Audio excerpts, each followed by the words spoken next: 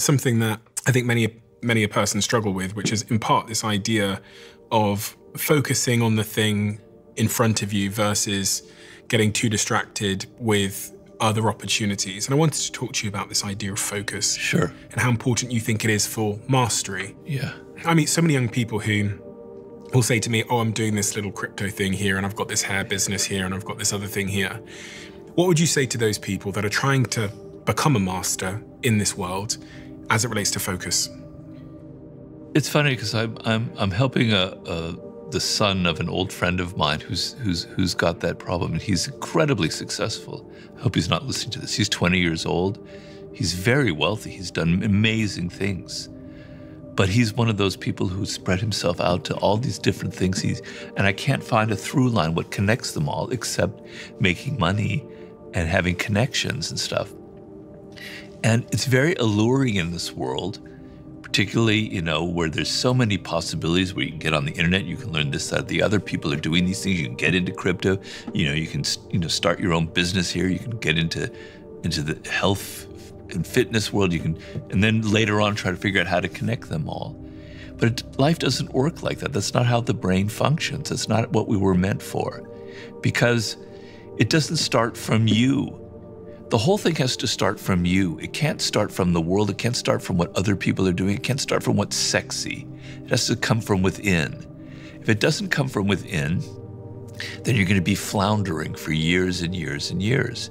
And so what I've done with this young person, whose name I won't mention, but I love dearly, is what is it that really is in your heart? What is it that you really, really love? How can we connect this crypto with this media business that you're starting, with the sports world that you're starting, with this fitness thing? What connects them all, you know?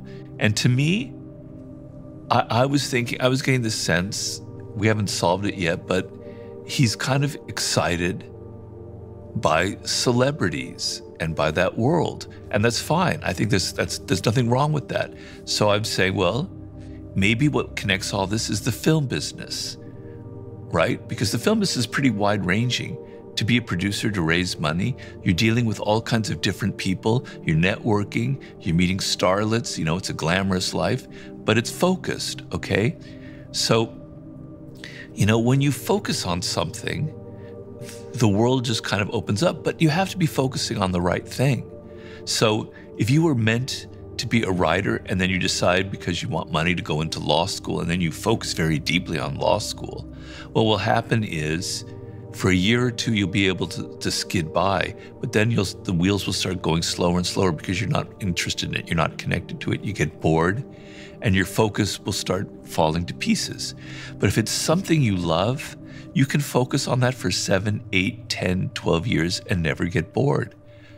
From observing a certain family member of mine do a very similar thing, part of it as well is that when she would start one pursuit, starting X business, it would get hard, as it always does. And when you look over at the person across the road, they seem to be having a much easier life with their thing, or with their crypto, or with their whatever. Yeah. And they tell you the story of how much money they've made and how easy it was, whatever. So you get tempted into believing that the grass is greener, you pursue that. So now you're doing two things. Now your first thing starts to suffer. Yeah. And I think especially in the early season of life, when you don't have Elon Musk resources, much of the game is focusing enough on one thing to build those resources so that you have the chance of being able to do more than one thing or spreading your bets a bit more. But in that first season, when you're in resource accumulation phase, I think my early investors in my company, I remember one day emailing my first investor, who's a very successful man, and saying, I've got an idea.